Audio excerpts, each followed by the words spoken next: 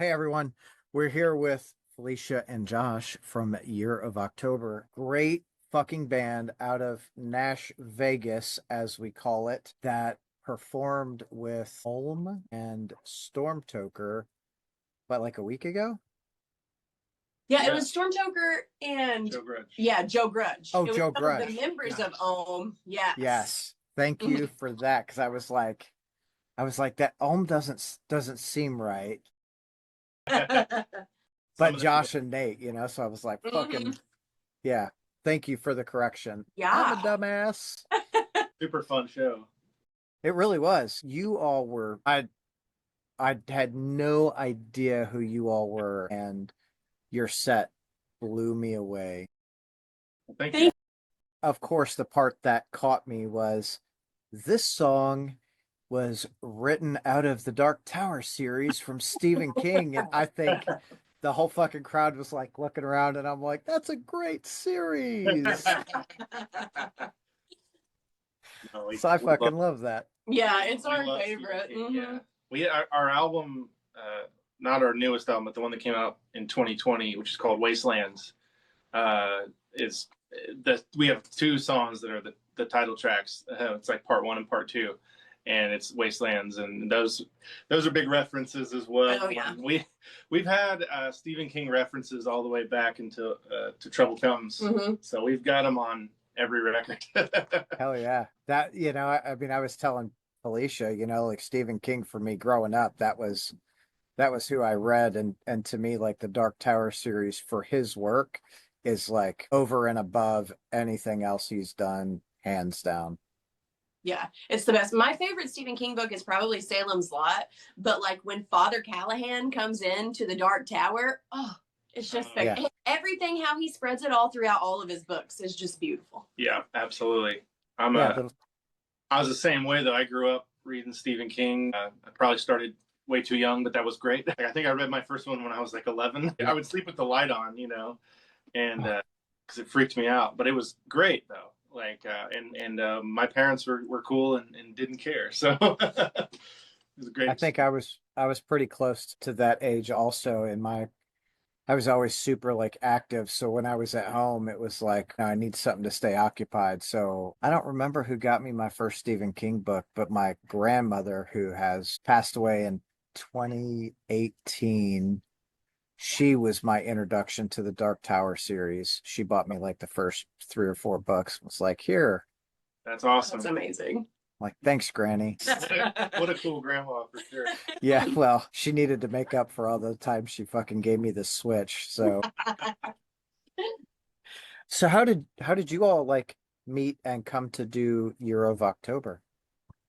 We actually met when we were in college at the University of Kentucky, so just a little hop over from you in Louisville. But yeah, we were in Lexington. Yeah, we were in Lexington and met in college. We're actually married, so we started dating and dated for like a year before we started writing music together. And then we've been writing ever since. That's cool. Like, so you guys don't seem like the tortured artist type, you know what I mean? Like my thing is always, you've always been great with me. And of course it was this big, so I don't know how fucked up your life really is. Yeah, I mean, our lives aren't that bad. No, we're not. We wax and wane on the torture of our brains. It works well with us being in the band for so long. So we've had a lot of members throughout the years, but us having like that nucleus of two. So when one of us gets down or doesn't, like it was like, what are we doing, kind of thing. The other one can pick us up, and because I have lots of friends, and they're in a band of 5 people, but they might be, pulling the sleigh the whole time, pretty much single-handedly, and it's been nice to have 2 of us, like with the brunt of the stuff that nobody wants to do, like the booking and the all the stuff behind the scenes, all the business. Yeah, for sure. Because we started the band in 2010, so we've been going 15 years. 15 years. Holy shit. Full teenager. Yeah, for sure. It's crazy. Can almost drive. Yeah. We counted the other day people who've played with us, and not permanent members necessarily, but even just people who filled in for a show or two, and it was like 38. people. So we've had quite a few now since 2019. It's just been us and James, our drummer. Yeah, phenomenal and super easy for us to write with and to tour with. So it's been great. But before then, it was some rough sailing every now and then. Yeah, that like, especially with you two being married and having that relationship, I'm sure that other person or other people is, it's hard to find that right fit, because it's one thing when there's just one of you you've got to find a fit for, but like someone that matches your, your energy and your skill, and that, for lack of a better term, is part of that throuple. Yeah, for sure. Exactly. We had a lot of great people play with us, but then sometimes you start writing with someone and you're like, they don't see this the same way I do, or but like when we got James in the band, like our first practice ever, we ran through the set that we were going to play, and he nailed it, and we were like, I think we're good. Let's you want to write some music? I think the first practice we ever had with him, we wrote 2 songs. So like finished 2. It was probably 2 that me and Felicia had worked on. And we were like, we just need someone. We need that third person to put their stamp on it, and it's been like that ever since. Like when we get together to practice, like we work on new stuff generally. So that's exciting for us, because for the longest time I feel like we were running the same songs over and over for people, and it's been kind of beautiful not to have to do that. Yeah, we're not AC/DC. Come on. Yeah.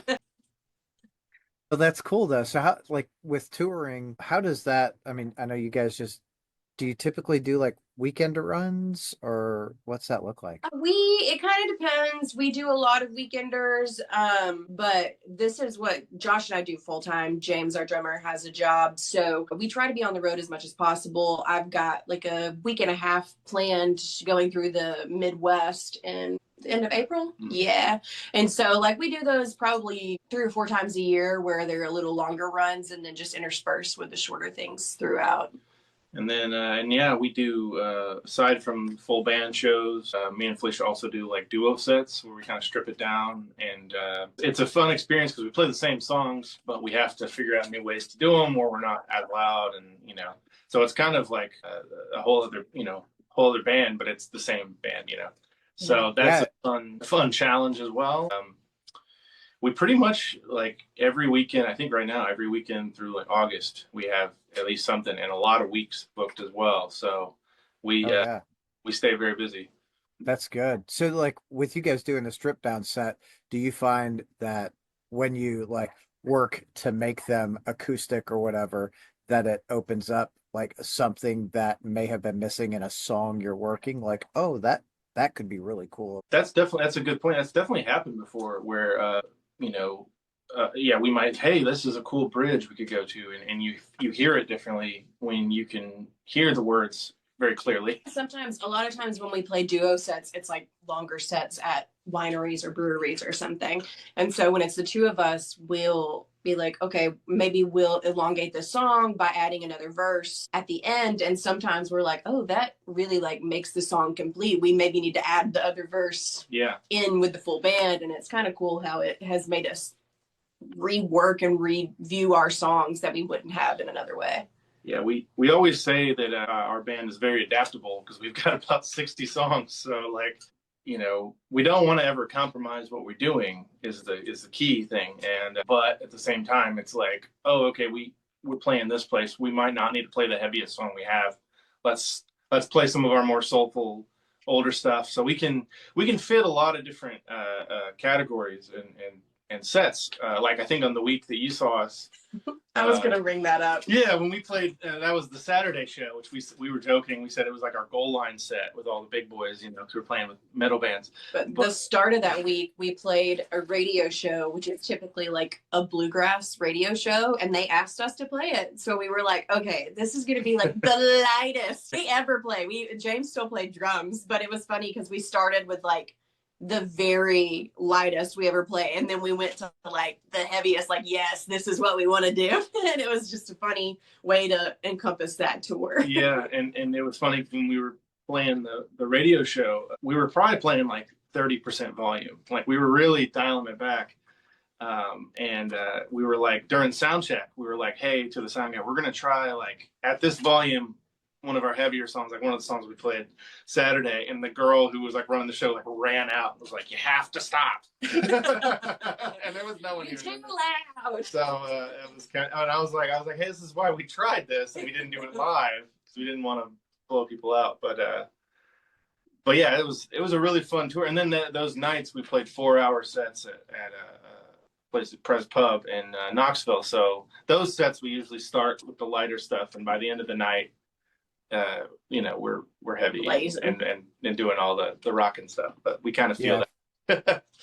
But at that point, people are got a good buzz, and they're like, I'm ready for something a little heavier. Let's do something. Yeah, that's generally how those sets go, and they're a lot of fun. But it's definitely interesting because it's like those sets that we're on stage. Sometimes you can't tell how people are responding and stuff. So it's always an adventure, I'll say. Oh yeah, I imagine so. Especially doing so many different things for you guys. Bluegrass radio show to essentially a metal show. Like, holy shit! Like, if you want to run the gamut, that like there it is. And the Bluegrass radio show was interesting because like we did get to play some of our lighter stuff, but I could tell that we're definitely not what they normally have on there because they have like a built-in crowd that comes and watches, and they're like usually older people, and we played some more psychedelic kind of stuff that was still pretty lower volume, but like people seem to really like it, so it was cool. I could tell it wasn't what they normally have on there. Oh, for sure. Well, I know at Planet of the Tapes, that like everyone there were like, holy shit, like yeah, and when we play like 45-minute sets, that's more like our normal speed for sure. That was a fun night because I felt like it was like almost everyone there was new people to us, and so it felt really good to have the crowd respond in that way because you never know like when you're in a group of people that like have never seen you, have never heard your music, and it's always kind of a toss-up, and so it's always very, very good when it happens that well. Well, the funny thing is the dude who fell on the stage, that's I had a mailman, like same guy every day, and he was kind of a fill-in while they were getting another guy on our route. And we chatted a little bit, and I'm like, hey dude, you want, like, he actually called me early in the day, and I was like, hey, do you want to go to a show tonight? Like, we don't hang out, I don't really know you, but come on out. He was like, yeah dude. He looked like he had such a good time. He had a blast. That was awesome. Absolutely. He was getting it. He like fell and he looks at me. He's like, "Oh shit!" And I'm like, "All right, dude, just hold on. It'll be all right." Whatever. That was so good. So you guys also have your label. Yeah. How fucking cool is that? What was that? I said, how fucking cool is that? Thank you. Yeah. It's a good time. We started that a few years ago. We've been in the Nashville local scene for so long.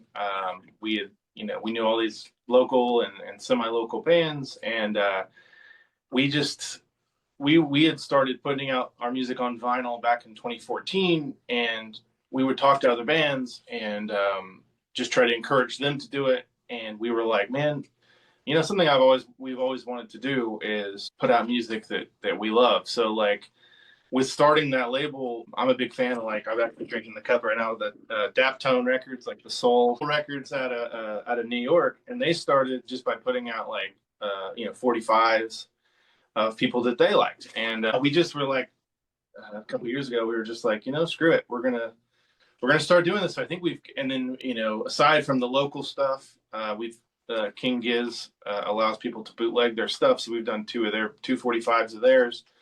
And it's just been exciting. I think we've done, I think it's 8 releases that aren't Year of October through it. So I think we've done 2 LPs and 6 45s. I think one of those 45s is including a Year of October. Yeah. But either way, we've done those releases, and it's been very rewarding and challenging. And we really like vinyl, and it's something we wanted to put out stuff that we dig, and we wanted people to hear it. So. Yeah, there's so much good music in Nashville, and bands that we play with outside of Nashville, local bands that don't have a big audience that I think deserve a bigger audience. And so I was like, if we can help in the smallest way to get them maybe a little bit of people who like us listening to music that we love, then I want to help do that. So I'm like, I'm 100% on board with that. Like, I feel the same way. I've got a partner. We've got a label also. It's the same thing. Like, oh, that band's really cool. Like, you want to put something out with them? Hell yeah. Like, if they're down, let's do it. So, like, we're not a major label. We're not trying to make $1 million. So, like, every deal is very artist friendly, right? Like, we just want to make a little bit so we can eventually release more. You guys take the majority. And they're like, really? Like, yeah, who the fuck are we? Yeah.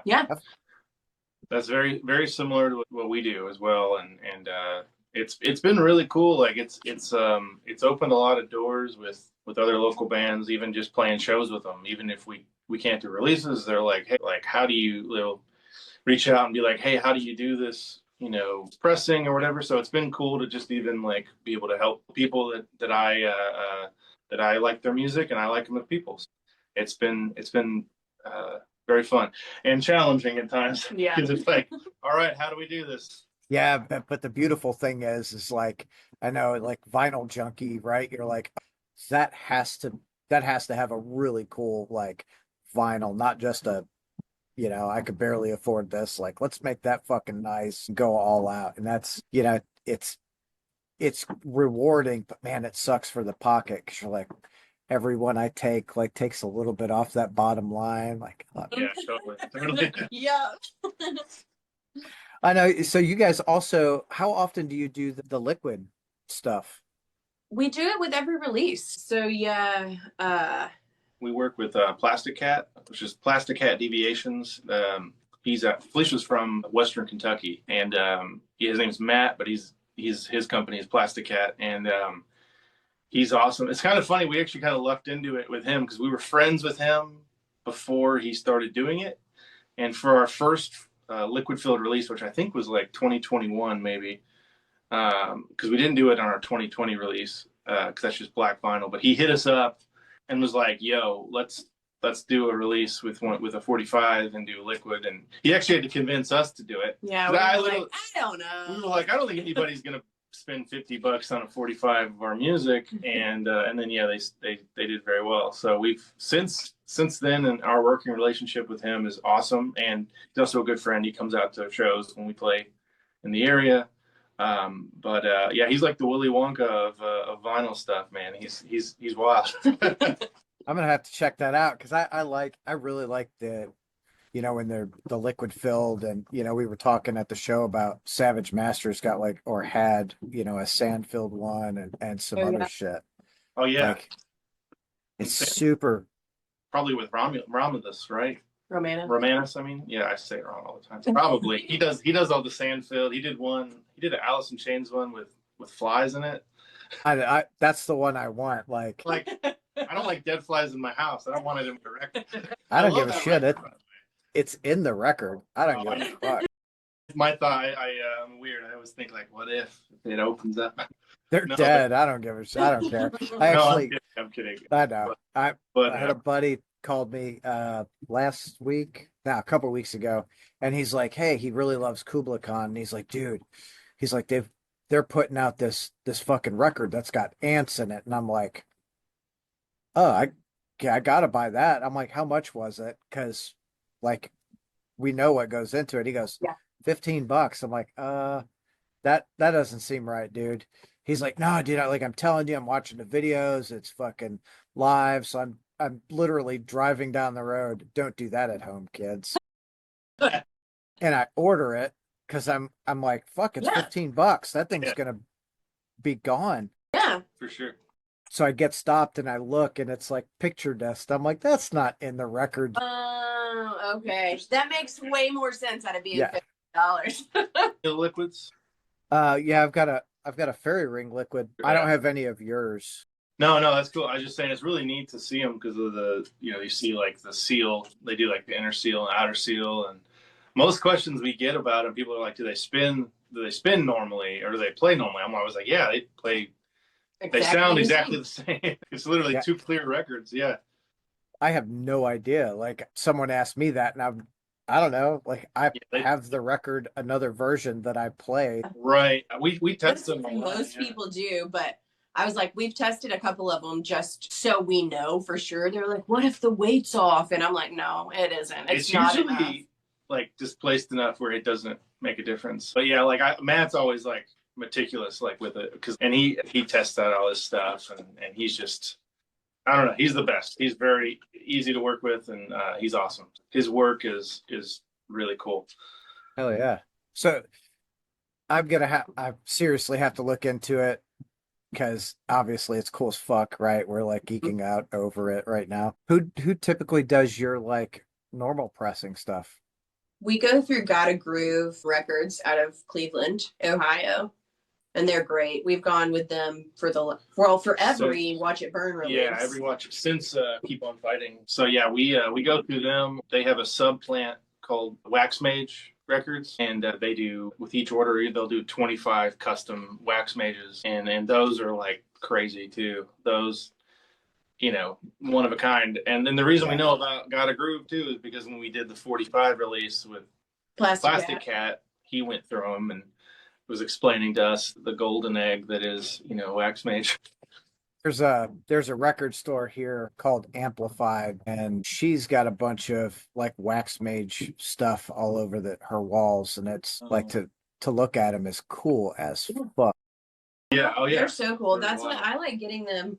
Just so it's like opening a present. Every time we get like a new order of vinyl, I'm like, what do they look like this time? And it's so exciting. Yeah, the latest one we did, the King Giz 45 release that we just did in February, they were wild because, you know, it's 45, but I was talking to the Wax Mage owner, whose name's Heath, and he also super cool. He'll give you, if you go up, he'll give you a tour of the place, and it's like, you know, awesome seeing how they do stuff. But I was texting him or messaging him, and I was like, yeah, go wild with the Giz records, whatever you want, you know, because I always let them choose what they want. And he did coin flips, what they're called. So each side of the 45 is completely different. And it's, honestly, I don't know how they did it. But he was like, yeah, we can go even crazier with the 45s, because I guess it's less material. And so it's kind of cool is all 25 of the Giz mages are completely different coin flips. So everybody has one, you know. One of one. Yeah. Yeah. And I was telling Felicia, I was like, how do we even take the pictures to sell these? Because each one's completely different. So we had to put in the description. But I think everybody was thrilled with them. So they look amazing. And some of them are like semi-transparent. Some of them have like glitter in them. Some of them, you know, I'll send you a picture. Yeah. Some of them, like the previous, one of the other 45s we did, all of them, which we didn't know this until we shipped it to them, and they were like, dude, these glow in the dark. They have like different, you know, secrets and stuff. So it's always really neat seeing what they come up with. That's super fucking cool. Jesus. Yeah. Yeah. Like it is so different from, you know, like the 80s and 90s where you just have like your single color, like. Right. Yeah, I think that when we did the liquid filled for the first time, it like blew my mom's mind. I sent her the video and she was showing everyone. She was like, "This is so crazy." She's like, "It's like a lava lamp." Yeah, it fucking is too. Yeah. Like, holy shit, I love it. So, what do you guys have planned? Like crazy shit coming out next?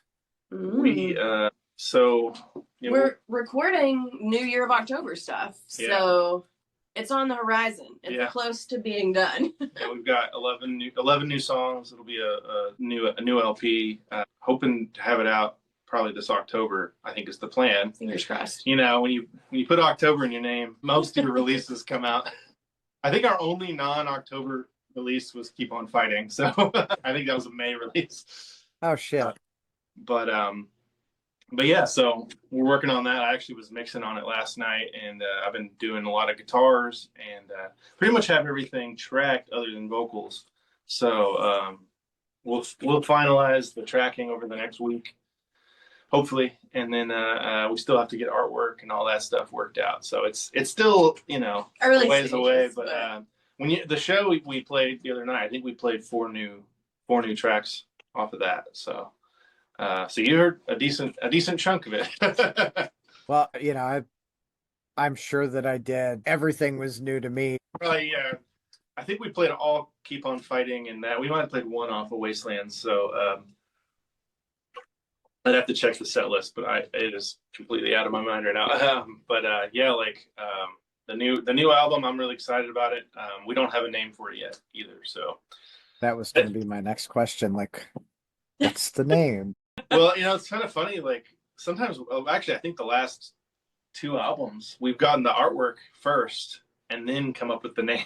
So yeah, literally, we were about to send Wastelands off, and I was still going back and forth between two names for the album. I was like, which one feels right? And it was between Wastelands and Venom. And so I kept changing the name on the artwork, and I was like, which one is it? Which one is it? I think we made the right choice. I like Venom too. Right, I think Wastelands is a good encompassing. But it was like down to the wire sending it off to get pressed. For sure. It was like while we were ordering vinyl. So that's funny, but it's funny with artists, right? When I write, it's what feels right. How is it going to flow? That's where we don't name them. They fucking name themselves. You know what I mean? Right. Yeah. Keep on Fighting definitely named itself. We got the artwork first, but I think once we saw the artwork, it was like a no-brainer. That felt, and as I say, we Keep on Fighting. At the time when we wrote it, it was mid-pandemic, and we're stuck at home, and it felt like a band. That song in particular felt like the band mantra. It was like, keep on going, because we would get together even though we weren't playing shows. We would do live streams like once a week and practicing 2 or 3 times because we weren't doing anything. So. Oh, that's what we just had a girl come in. Here's one of our babies. She just walked in. This is Sky. Hi, Sky. Or her full name is Sky Blue Sky, the album by Wilco. Okay. Typical cat name, right? Mine's Sophia. Nice. Yeah, we have Sky and Moneypenny. All right. So every time we get an animal, to me, it's the same thing as like writing a song, an album. Like, I don't name them, right? Like they already have a name. We just have to figure out what it is. So my wife with when we got our last dog, Penny Lane, she was like, you are not naming this animal. No fucking way. We are going to name this animal. And I'm like, all right, cool. Like, do what you're going to do. And we're like sitting in the living room, and Penny's running around. Like, at the time, she was a rescue. Her name was Beasley. She didn't respond to Beasley at all. Yeah. So, she's just like, do. And Jen, my wife, is like, oh, and she's just starting yelling names. And I look at her and I go, what about Penny? And she fucking stopped dead in her tracks and looked at me. She goes, you son of a bitch. That's hilarious. Our Penny was named Pringle when we adopted her. And I was like, you are not a Pringle. Right. And she wasn't. She is most definitely a Penny. Like the minute she walked in our house when we adopted her, she was like, this is mine and this is mine. Because we have other cats, and she's just claiming toys and spots to sleep, and she's hilarious. That's definitely her personality. But that's so like all 3 dogs, they're all pit bulls, and then Sophia. And she spends most of her time in the basement, but she'll come up and the dogs will like look at her and she'll just fuck with them, and they'll scatter. Yep. Like it's Sophia's house. The cats rule everything. Oh, yeah. Cats rule everything around me. No, I'm just bad dad jokes. I'm so old. Out of all your songs that you guys play, is there a song that you all like playing more than the others? That's hard. I feel like there are several. The one that I've loved playing for the longest is Winter, which is like a slower 6/8 song, and I love that one. but of newer songs, maybe Payback in Spades for me. That's your favorite. It's just fun. That's one we open with a lot. I think we definitely opened the Louisville show with it, and that's a fun one, and it's a good like kickoff kind of track. Set a tone, and it kicks off the album Keep on Fighting too. But yeah, for me, I think my favorite's probably Thistle, which is also on Keep on Fighting. That one, I feel like it's definitely a more challenging guitar part for me, and it's a lot of fun. But as we've played it live, it's cool how it's kind of evolved a little bit, past the recording. And because I listen to the recording now, it's a little different than how we play it. But I think the way we play it live, it's fun because it's kind of it's definitely it has like a rocking kind of midsection, but I think the rest of it's kind of more a little psychedelic and kind of has like almost like a trance like vibe to it. And I like playing that one though because like I like putting it third or fourth in the set, and you set a tone with some heavy stuff, and then you hit them with this other kind of vibe, which almost and James playing almost has like a hip hop beat underneath it. And I like seeing people's head bobs and stuff, and then you hit like with a then it hits on the chorus. Hit on a chorus or like a loud part, and it takes people by surprise. So that one's always fun. I think this past tour when we were playing in Johnson City, when we played it, I heard some people really get into it, and it really made my night for sure. So that's probably my favorite. That's probably my favorite song on that album too. Hell yeah. I don't even know. I've listened to Keep on Fighting like 3 or 4 times since I've seen you. I listened to fucking Wastelands a couple of times. Like, I'm like, holy fuck. Like, honestly, you guys like absolutely crushed that show. And I'm like a fucking fan. Like, well, thank you. We really appreciate you saying that. I really think you guys gained quite a few fans that night because, everyone's super, super impressed with you all. That's awesome. It felt great, and it was really nice to meet everybody. And also that place, Planet of the Tapes, amazing. It was our first time there, and it was awesome. We were in our hotel room after one of our shows in Knoxville, and we got the email from them, and they were like, "Hey, we can play anything behind you while you're playing." And I was like, "Empire Strikes Back," the Hoth scene, because like. That's like top 5 favorite movies for me, and I was like, it's always been a dream of mine to do that. So when we started playing, I think our first song, I turned around and I see the speeders, and I might have had a tear. Yeah, like that's what's really cool about that venue is that video screen in the back. Often you see the video screen, but they just put like logo up there. Yeah. Right. Yeah, that was one of the options, and I was like, "We were like, no. I want Empire. We need Star Wars." I was already talking to Felicia on the way home. I was like, "Well, what are we gonna play next time?" Ooh, I thought we could do The Shining when the blood comes out of the elevator. That would be sick. Yeah. Maybe that would be our next time. The Shining would be good. I think Raiders of the Lost Ark, like that opening sequence is, awesome. There's so many good choices. I thought Joe Grudge playing with Jaws was super sick. Yeah, those dudes. And when Ulm plays, they typically have some like psychedelic shit going, but then they've got like the live camera guy that's getting shit. Oh yeah, that's cool. We've played a few shows where they do like the color oils and then project it, and those are cool to do. Super cool. Yeah. Yeah, God, technology is fucking wild. I know, but after that set the other night, though, I'm like, do I need to get a projector and always play it? I think you do.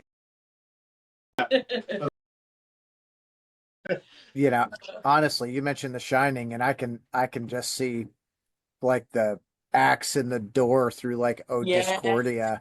Like, yeah, exactly. What the fuck? Right. So good. But yeah, that show was so great. It was such a fun show, and I think that our main thing when we play is we play music that we love, and we have a good time doing it, and it's so great when there are people that get that and have a good time while we're having a good time. So it's great. Yeah, the energy the whole night just felt awesome, and it was super cool to meet everybody, and everybody who worked there was super nice and awesome, and I mean we couldn't ask for a better show. So yeah, and StormToker, love those dudes. Oh yeah, they're amazing. They're awesome. like the nicest guys in the world, Yeah. and you'd never guessed it. It's like, I mean, the only way I know to describe it is like a doom ska, like weird, because the Yeah. horn, I'm like, I could totally be skanking to this shit. What's going on? Oh yeah, no, they're awesome. They're so good. We've played with them in Lexington before, and they're just so nice, and yeah, the music's Yeah, great. the nicest dudes. Yeah, And then they Yeah. just get up there and are just like so hard. Felicia does on the side. We do some merch for bands too, and I think with them you did. I did some hats and some hats and koozies. koozies. Yeah, So we ended up yeah. like after the show, like a couple weeks later, we ended up meeting up with them and getting them some merch and stuff. But they're just such nice dudes, and we always love playing with them, and we love hearing them. So Yeah. it's always Yeah, I think everyone that sees them goes, "Oh, I wasn't expecting that." Like, holy shit. Like, Yeah. The energy, plus you get Dante singing on the fucking drums, like, oh yeah. That always impresses me when someone on drums is singing. After their set, I was talking to him. I was like, man, because he was pretty sweaty, and I was like, how are you not gassed? And he goes, I am. Yeah, I'm like, they're working. I know there's not many drummers that sing out there. I mean, the first one that comes to mind is Phil Collins. Yeah. Right. And Don Henley is, I guess. Yeah, I was trying to think of his. Yeah. Yeah, I was like, it's not Glenn Fry. He plays guitar. What the fuck? Yeah. Right. Yeah, and then there's Braun Daler from Mastodon. Oh yeah. There's a couple more. I mean, neither.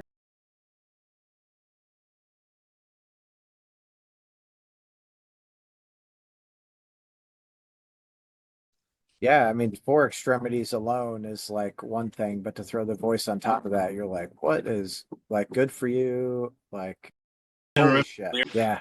Yeah. How do you remember that stuff too? Right. It's got to be ingrained in there. So, what bands are you guys listening to right now that you think other people should listen to?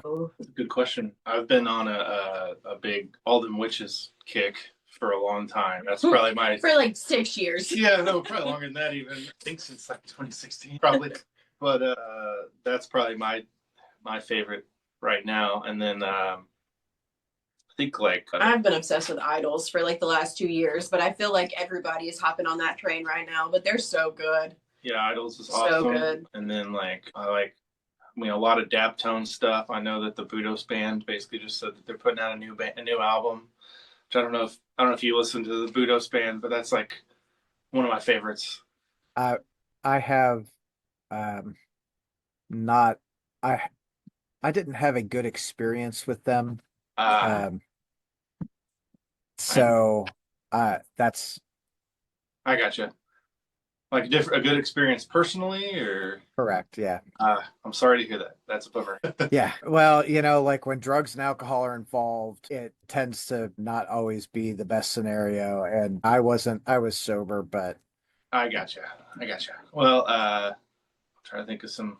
I mean, there's definitely a lot of good stuff. I was gonna say locally in Nashville, a band that we really love that has we put out a 45 of theirs, and they just put out a new album last year. They got another new album coming out this year. They're called The Dangerous Method, and actually, it's a band that I've recorded in my studio multiple times, and but they're phenomenal. And their last album is really good, and yeah, they're a great band live, and they're getting out more and touring. So I definitely recommend checking them out. They're kind of more like it's like these alternative, but then they kind of have like almost like a Neil Young songwriter aspect, but they're loud as hell live. Like they get rocking, and it's a really good time. And then our buddies, another band, local band, Echo Pilot, just put out a new album, and they're really great people. We just went to their album release like 2 weeks ago, maybe, and it was a good time. They just put it out on vinyl too. They did it on their own, but it's a really good album. What about you? Anybody else you're listening to? It's hard. Yeah. I don't know. I recently have become obsessed with the Frou Frou record, and like it is out of print, so I had to buy it from Germany. But I love it. I mean, everybody should listen to it, but it's not like a band that's touring right now. I love that album. Yeah. maybe license it and put it out. I know. I'll just reach out to Yeah. MK. Oh, that'd be yeah. Hello, can I press this on vinyl? Please. I don't I'm have gonna. $1,000 you seek, but do you take IOUs? It's better than money. Yeah, it's better than money. Those are IOUs. Whoa, fuck! What movie is that from? Because I No. literally, that's Yeah, and they it's open up like all the IOUs. bucks or something, and the guy's like, "What? Where's all the money?" And he goes, "That's better than money. Those are IOUs." We saw say that, that all the time. dude. That clip the other day was so fucking hilarious. I saw that clip the other day, is what I meant to say, and I crack up because like, dude, Jim Carrey was such like just a fucking character, like Fire Marshal Bill, dude. Shit, let me show you something. When he's the lifeguard at the hot tub, and he's like lap swim thing down. I also love that we always say the IOUs, and then I also like the girl. He's like, "What do you say a girl like me and a guy like you end up getting together?" And she goes, "Say the chances are like 1 in a million." And then he finds out later that she's married, and he goes, "What's all this 1 in a million?" Shit. Yeah, it's so good. That's fucking hilarious. So you guys are Nashville based. Yes. Do you live right in Nashville or are you outside? We're on the outskirts, just a little bit. Yeah, we're technically in Old Hickory. Okay. So, but yeah, we can get downtown in like 25 minutes. Unless traffic's there. Like, we're kind of a chill area. Yeah. So it's cool. That's cool. I used to live in Brentwood. Oh, okay. Yeah, that was way back when. Like 30 fucking years ago. Oh, Oh wow. man. Yeah. I'm old. Holy shit. Nah. Holy shit. Yeah, we're all getting there. Yeah. Yeah. I had a conversation with a guy today. He was like, "You all right?" I'm like, "No, I got fucking hip problems, dude. Like, I'm at that age now. Like, I gotta sit down." And he was the one walking with a cane. Oh my gosh. Oh shit. Okay. Josh, Felicia, I'm not going to keep you both all night. I appreciate your time. I've had a lot of fun chatting with you. I can't wait for the next record. Thank you, man. Yeah, Appreciate thank that. you so much for having us. We've had thank a you for blast having too. us. It's always good to nerd out about music and movies and just stuff. Yeah. That fucking when you can nerd out with someone about like something specific, like, "Oh, dude, this vinyl was like this color and they got the coin." Like, holy shit, I'm not just a nerd by myself. Exactly. I was gonna say too. Did you see the wax mage of the live album we put out? Like those turned out pretty cool. So, did you guys just put a video out of that like yesterday or a couple days ago? That was just a regular pressing. So that's one of the regular pressings, but Okay. the regular pressings are wild too because they're all random colors. So, like each one's, it's pretty crazy. But those turned out really cool because we still have. I was gonna say last year we put out the live album and we put out a 45, and the 45 was kind of cool because it was two songs that we had written. We had one song we wrote back in like 2016, and we recorded it with James during like the Keep on Fighting, and the song just didn't fit on the album, and it was definitely more like straight up soul kind of song. But with the 45, we were like, oh, this would be cool to put out as a 45 because we've had that song for so long. And but yeah, we put out that and the live album, and both are on random colored vinyl, and they look really cool. And then the wax mages of both of those, I think we have like 1 or 2 left like on our store, but the colors really pop on them and they look really neat. And it's been cool seeing how those have done. But yeah, the post we made the other day was of the random. That was actually our own copy. I think. that we kept for ourselves. Oh yeah. Well, and I like when they do the random color too, because you're like, obviously I like what I know what I'm getting, Right. Mhm. but there are those times where I'm like, fuck it, roll the dice. What's gonna happen? Mhm. You know, and you get something, you're like, oh, that's so freaking cool. Mhm. Right. Yeah, we've seen like there's definitely been some that are like we've had like multiple greens and multiple blues and stuff, but then we'll pull one out and it'll be like half green, half blue, and it'll be like, oh, like one person gets the one off, you know what I mean? And it's like, Yeah. oh, cool. So Yeah, that's super cool. So you guys have to come back to Louisville soon. oh, for sure. Definitely. We would love to. Yeah.